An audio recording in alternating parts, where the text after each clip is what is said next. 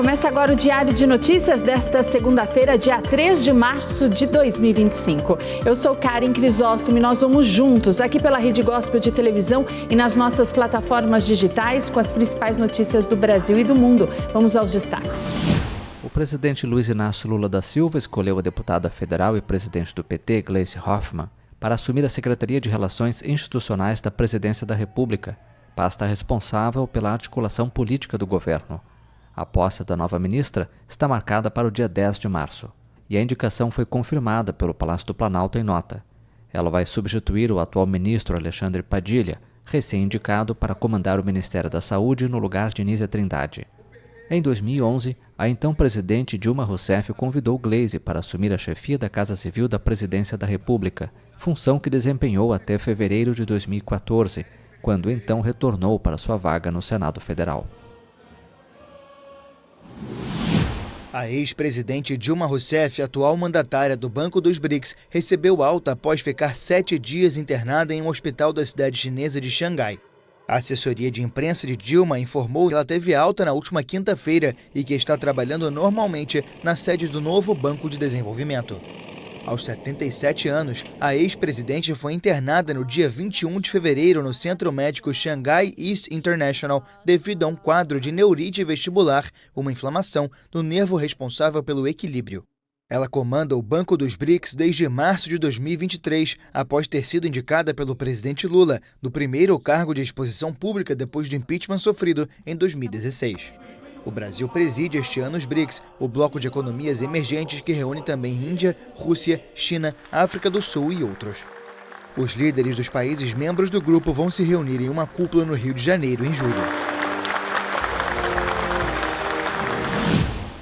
Israel anunciou a suspensão da entrada de ajuda humanitária na faixa de Gaza, uma decisão que o Hamas denunciou como uma violação do estagnado acordo de cessar-fogo.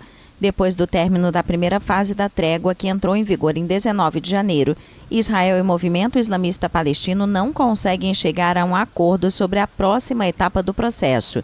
Esta estagnação ameaça a trégua alcançada após 15 meses de guerra devastadora em Gaza, desencadeada pelo ataque do Hamas contra o sul de Israel de 7 de outubro de 2023.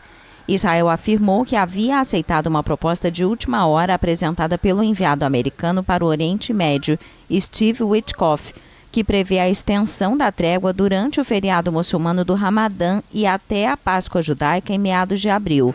Segundo Israel, a proposta também prevê, durante esse período, a libertação de todos os reféns ainda mantidos em cativeiro em Gaza em 2 etapas, sendo que a segunda delas está condicionada a um acordo de cessar-fogo permanente, ainda a ser negociado.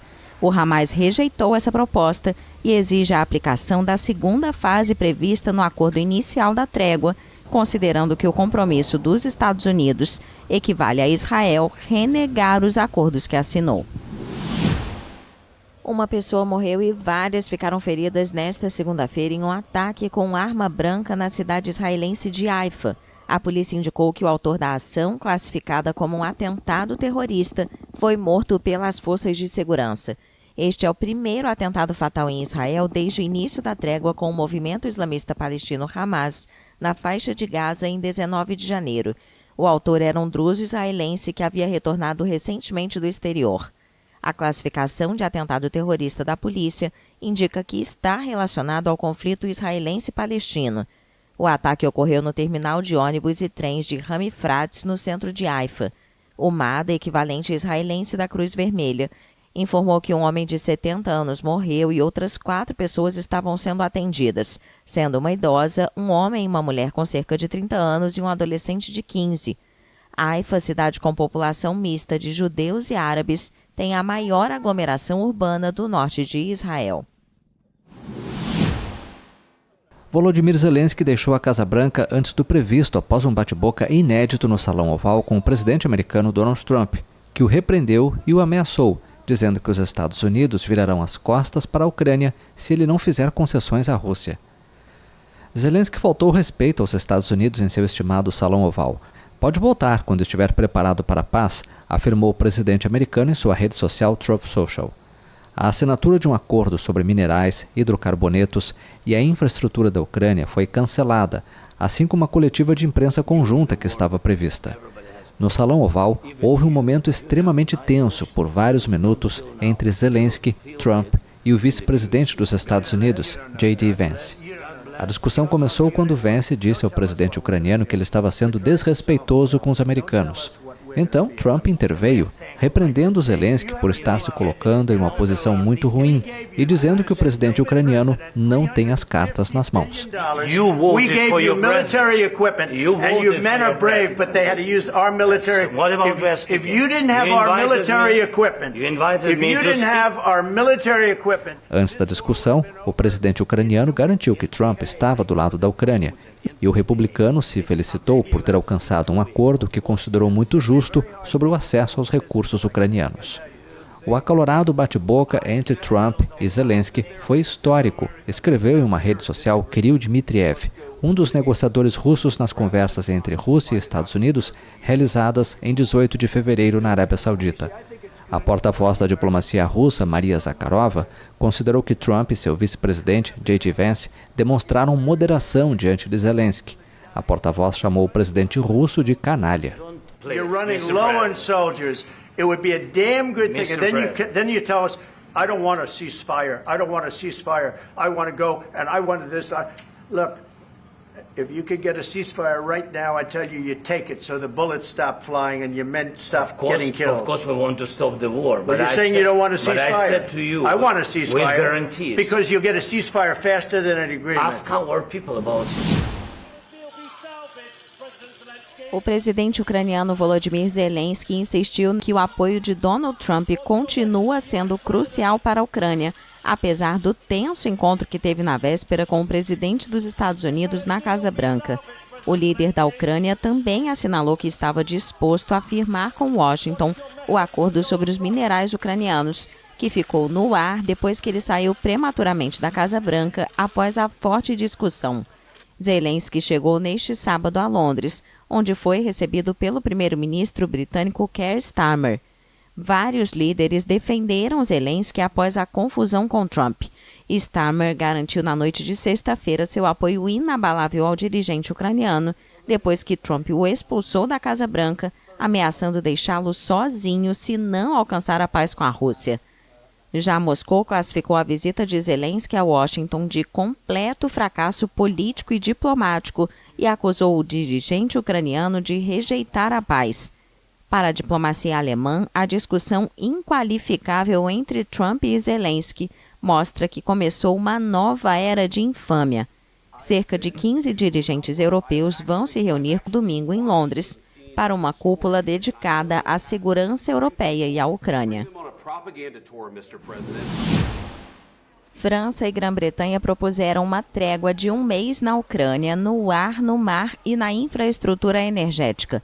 A afirmação foi feita pelo presidente francês Emmanuel Macron ao jornal Le Figaro.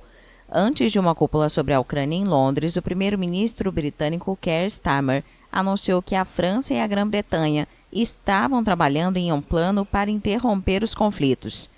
Líderes europeus uniram forças com o país atualmente em guerra contra a Rússia em uma reunião de cúpula em Londres, na qual se comprometeram a fazer mais pela segurança do continente e insistiram na necessidade de manter o apoio dos Estados Unidos.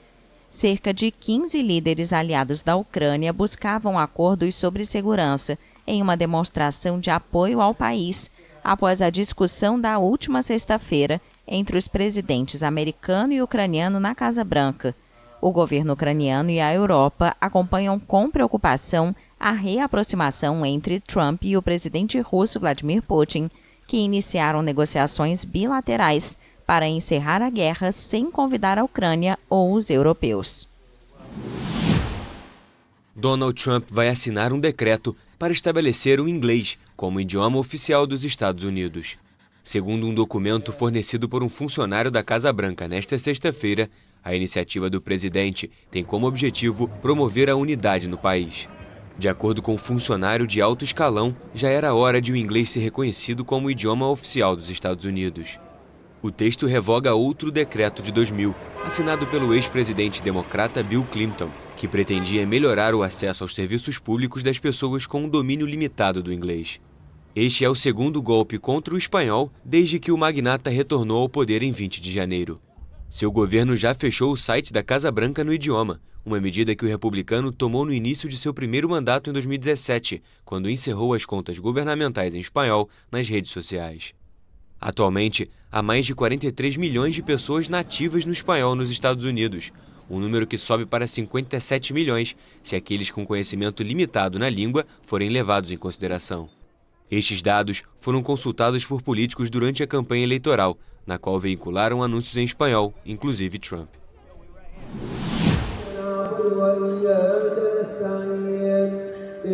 O mês de jejum muçulmano do Ramadã começa neste sábado na Arábia Saudita, lar dos dois locais mais sagrados da religião, assim como em outros países de maioria islâmica. O início do Ramadã é determinado pelo aparecimento da lua crescente, já que o calendário muçulmano é lunar. Tradicionalmente, muitos países muçulmanos seguem a data indicada pelas autoridades religiosas sauditas. Durante o Ramadã, um dos 5 pilares do Islã, os fiéis devem se abster de beber, comer, fumar e ter relações sexuais do nascer ao pôr do sol. Os muçulmanos também são incentivados a dar esmolas aos pobres no período, algo conhecido como Zakat al-Fitr. O Ramadã, que dura cerca de um mês, termina com o Eid al-Fitr, o festival de ruptura do jejum.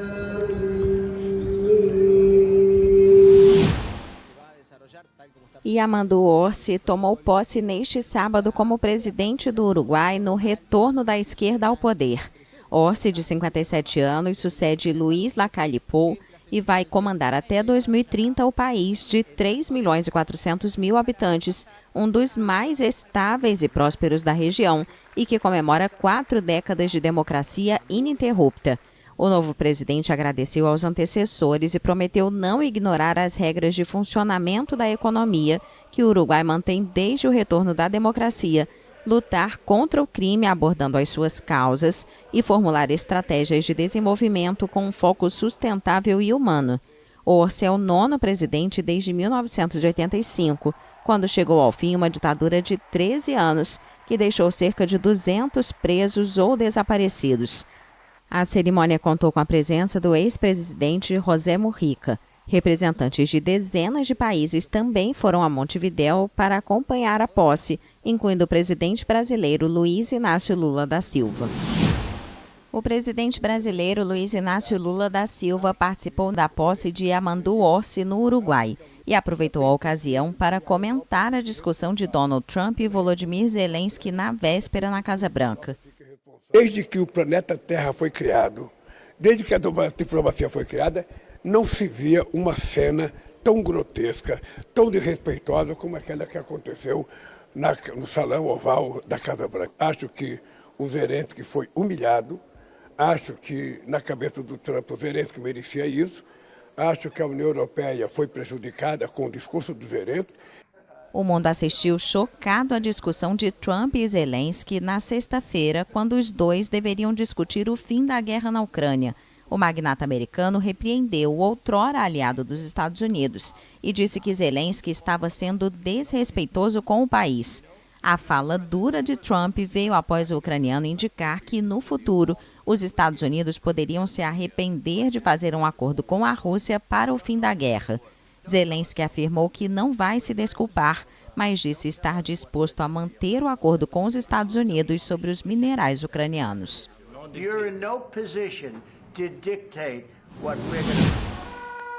Um carro avançou contra uma multidão nesta segunda-feira na Alemanha, deixando um morto e vários feridos. O caso aconteceu em Mannheim. Um suspeito foi preso e as autoridades pediram que os moradores evitem a área central da cidade. A polícia portava armas pesadas e isolou a área. O jornal Bild relatou que um carro atropelou uma multidão de pessoas, deixando 2 mortos e 25 feridos. A Alemanha sofreu recentemente uma onda de ataques violentos. No mês passado, um homem dirigiu um carro contra uma manifestação sindical na cidade de Munique, matando uma menina de 2 anos e sua mãe.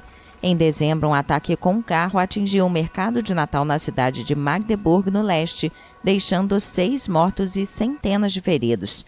A cidade de Mannheim também já foi palco de um ataque à faca em um protesto anti-islâmico em maio, no qual um policial morreu e outros 5 ficaram feridos.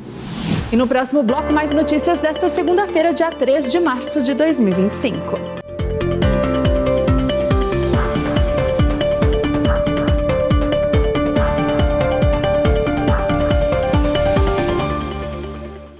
Voltamos com o Diário de Notícias. Confira agora o que foi assunto nesta segunda-feira, dia 3 de março.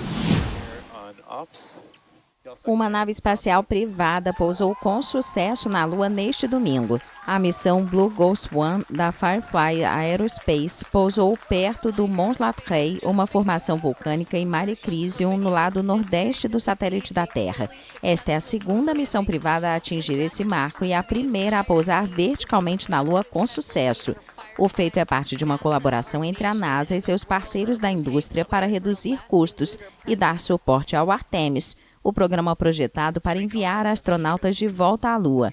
O Blue Ghost foi lançado em janeiro a bordo de um foguete Falcon 9 da empresa SpaceX do bilionário Elon Musk. O módulo de pouso carrega 10 instrumentos científicos, incluindo um para analisar o solo lunar, outro para testar a computação tolerante à radiação e um sistema de navegação baseado em GPS. Projetado para operar durante um dia lunar completo, espera-se que ele capture imagens de alta definição de um eclipse total em 14 de março, quando a Terra bloqueará o Sol do horizonte da Lua. Uma startup chinesa que surpreendeu os gigantes tecnológicos dos Estados Unidos. O aplicativo de inteligência artificial DeepSeek sacudiu o Vale do Silício e afundou as ações das empresas de tecnologia americanas. Em poucos dias, o DeepSeek disparou para o topo das paradas de aplicativos mais baixados, desbancando o líder do setor, o ChatGPT, da americana OpenAI. O aplicativo chinês tem um rendimento comparável aos dos outros softwares americanos, mas com um custo de desenvolvimento muito mais baixo. Eles fizeram um trabalho excepcionalmente bom em uma área em particular. Quando treinam modelos de IA, normalmente se requer uma grande quantidade de recursos do computador. Mas descobriram como maximizar o uso destes recursos, aproveitando ao máximo uma quantidade limitada de memória para focar efetivamente no treinamento de modelos de IA. Esta otimização é algo que fizeram notavelmente bem. Com sede em Hangzhou, a companhia foi fundada por um prodígio da tecnologia e das finanças, Liang Wenfeng, que garante que a inteligência artificial pode mudar o mundo. Em 2015, ele fundou a Highflyer, empresa de investimentos especializada no uso da inteligência artificial para analisar as tendências da bolsa. O sucesso do DeepSeek colocou em questão as somas colossais de dinheiro investidas pelos gigantes americanos no desenvolvimento de uma inteligência artificial generativa avançada e a eficiência das sanções ocidentais para impedir que os rivais chineses os igualassem. A Nvidia, por exemplo, perdeu na segunda-feira quase 600 milhões de dólares em valor de mercado. As ações da matriz do Google, da Microsoft e da Amazon também tiveram uma queda. O presidente dos Estados Unidos, Donald Trump, advertiu que o lançamento do aplicativo chinês deve chamar a atenção das indústrias americanas, que devem competir para ganhar. Analistas advertem que a grande pergunta no momento é se a China pode fazer o aplicativo ser melhor, mais rápido e com melhores custos do que os Estados Unidos e se podem ganhar a corrida da inteligência artificial. O fabricante francês confirmou que substituirá as medalhas consideradas defeituosas dos Jogos de Paris 2024. A empresa La Monnaie anunciou que recebeu 220 pedidos de substituição pelos atletas que competiram nas Olimpíadas, o que representa 4% da produção total. Em um comunicado, o grupo especifica que as novas medalhas são idênticas às concedidas durante o evento esportivo. Vários atletas compartilharam fotos de suas medalhas com defeito nas redes sociais. Um exemplo foi Nydia Houston, terceiro lugar no Skate Street em 29 de julho. O americano criticou dias depois a má qualidade de sua medalha de bronze, que, segundo ele, parecia ter estado na guerra. O Comitê Olímpico Internacional garantiu à agência France Press, em 13 de janeiro, que a substituição de medalhas defeituosas seria sistemática. A La Monnaie de Paris, responsável pela produção e pelo controle de qualidade, prefere usar o termo medalhas deterioradas. Elas representam 4% das 5.084 medalhas concedidas nos Jogos Olímpicos e Paralímpicos de Paris 2024. Cada medalha contém um pequeno fragmento da Torre Eiffel e mede 85 milímetros de diâmetro e tem 9,2 milímetros de espessura.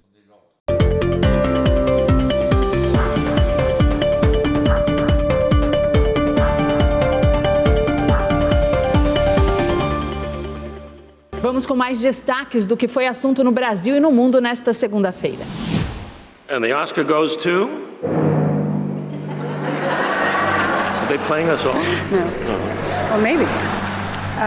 Anora. Anora é uma tragicomédia sobre uma stripper de Nova York que vive um romance tórrido com um jovem herdeiro russo.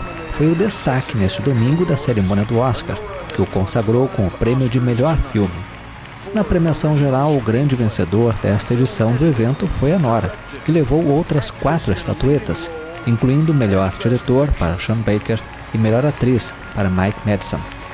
Anora venceu a disputa de melhor filme com Ainda Estou Aqui, O Brutalista, Um Completo Desconhecido, Conclave, Duna Parte 2, Emília Pérez, Nickel Boys, A Substância e Wicked. A produção independente e de baixo orçamento ganhou a Palma de Ouro do Festival de Cannes e recebeu prêmios da crítica e dos sindicatos de diretores, produtores e roteiristas de Hollywood. O Brutalista conseguiu 3 prêmios no total, entre eles o de melhor ator para Adrien Brody. Emília Pérez, Wicked e Duna Parte 2 levaram 2 cada um. Outro favorito da noite, Conclave, um drama que retrata as intrigas no Vaticano durante a eleição de um novo pontífice, levou apenas a estatueta de melhor roteiro adaptado. And the Oscar goes to... I'm Still Here, Brasil. Já o Brasil fez história ao ganhar seu primeiro Oscar, o de melhor filme internacional, com Ainda Estou Aqui. O longa, ambientado no período da ditadura militar, venceu a disputa com o musical Emília Pérez, indicado em 13 categorias, mas que levou apenas 2 estatuetas após ser envolvido em polêmicas e críticas. Fernanda Torres concorria ao prêmio de melhor atriz, que foi para Mike Madsen, que derrotou a favorita na categoria, Demi Moore.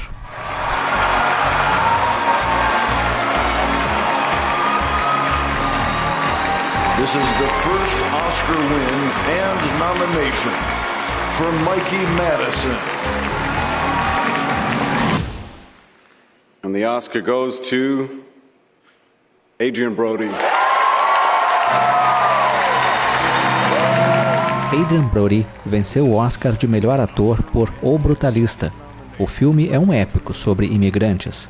Adrien interpreta um talentoso arquiteto e sobrevivente do Holocausto. É o segundo Oscar de sua carreira. O ator conquistou a primeira estatueta pelo filme O Pianista. I'm here once again. Estou aqui mais uma vez para representar os traumas persistentes e as repercussões da guerra e da opressão sistemática, do antissemitismo, do racismo. Eu acredito que eu rezo por um mundo mais saudável, mais feliz e mais inclusivo. E eu acredito que se o passado pode nos ensinar alguma coisa, é um lembrete para não deixar o ódio passar despercebido. I pray for a healthier and a happier and a more inclusive world. And I believe if the past can teach us anything, it's a reminder to not let hate go unchecked. And the Oscar goes to Mikey Madison.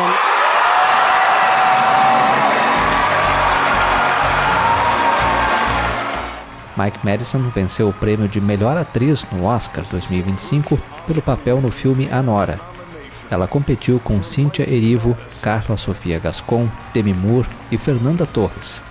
Anora conta a história de uma dançarina e trabalhadora do sexo que se casa com o filho de um oligarca russo para descobrir, logo depois, que seu casamento de sonho é, na realidade, um pesadelo.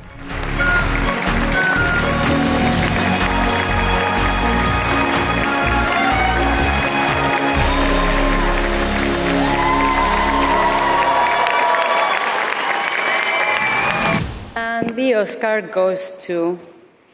I'm Still Here, Brasil. O Brasil ganhou neste domingo seu primeiro Oscar por Ainda Estou Aqui. Dirigido por Walter Salles, o filme venceu uma disputa acirrada contra Emília Pérez, A Garota da Agulha, A Semente do Fruto Sagrado e Flow. Thank you first in the name of Brazilian cinema. I'm so honored. Obrigado, em primeiro lugar, em nome do cinema brasileiro. Estou muito honrado em receber isso. Em um grupo tão extraordinário de cineastas. Isso vai para uma mulher que, após uma perda sofrida durante um regime autoritário, decidiu não se curvar e resistir. Então, esse prêmio vai para ela. Seu nome é Eunice Paiva. This prize goes to her. Her name is Eunice Paiva. Salles também dedicou o Oscar a Fernanda Torres e a Fernanda Montenegro. O longa, estrelado por Fernanda Torres, é ambientado na ditadura militar e conta a história do desaparecimento de Rubens Paiva, ex-deputado que foi sequestrado por agentes do Exército. Com enorme reconhecimento internacional, a obra seduziu o público e a crítica e fez sucesso na temporada de premiações.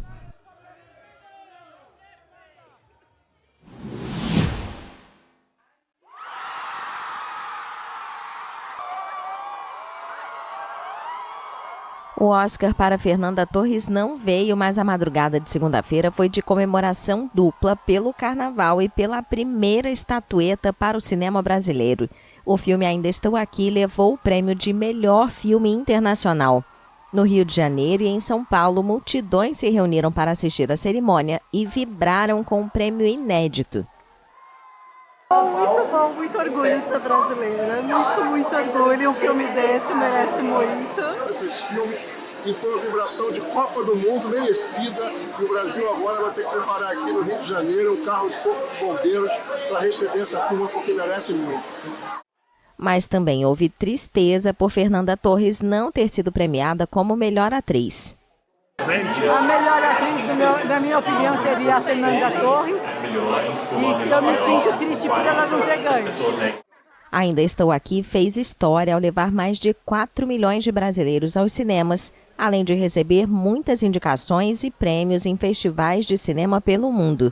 O longa é uma adaptação do livro de mesmo nome de Marcelo Rubens Paiva, que conta a saga de sua mãe Eunice, depois que o marido, o ex-deputado Rubens Paiva, foi assassinado pelo regime militar durante a ditadura no Brasil. Pouco antes da cerimônia do Oscar 2025, o diretor Walter Salles conversou com a imprensa e disse que é um prazer estar de volta quase 3 décadas depois de Central do Brasil. O diretor, roteirista e produtor conseguiu projeção internacional quando Central do Brasil foi indicado ao Oscar de melhor filme estrangeiro, que também teve Fernanda Montenegro, mãe de Fernanda Torres, indicada a melhor atriz, uma derrota que muitos ainda consideram injusta. Então é um prazer renovado, mas também é um prazer falar sobre memória em um momento em que as memórias estão sendo apagadas. Walter também falou sobre o que explica o sucesso do filme Ainda Estou Aqui. Acho que talvez seja a trajetória dessa mulher extraordinária que recusa o que o destino lhe traz e resiste. Então é uma forma de resistência que é completamente única para ela. O longa, estrelado por Fernanda Torres, é ambientado na ditadura militar e conta a história do desaparecimento de Rubens Paiva, ex-deputado que foi sequestrado por agentes do Exército. E o Diário de Notícias desta segunda-feira fica por aqui. Eu desejo a todos vocês uma ótima noite. Amanhã, a partir das 7, nós estamos de volta com as principais notícias do Brasil e do mundo. Até lá.